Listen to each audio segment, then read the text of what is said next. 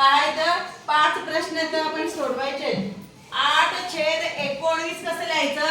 8/19 8/19 आपण असं वाचतो.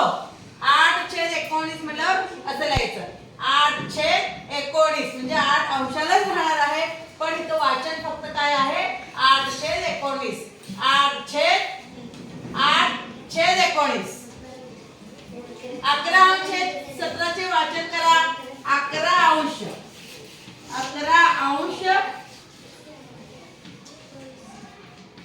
छेद 17. 11 अंश छेद 17 किंवा 11/17 असं वाचन करतात. आकृतीमध्ये रेखांकित भाग कोणत्या अपूर्णांकाने दाखवाल? आता रेखांकित भाग म्हणजे रंगवलेले भाग. एकूण भाग किती आहेत? 1 2 3 4 5.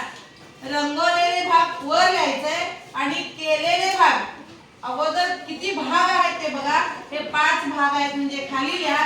रंगवलेले भाग वर लिहा. 2/5. आकृतीमधील छायांकित न केलेला भाग. छायांकित म्हणजे न रंगवलेला भाग.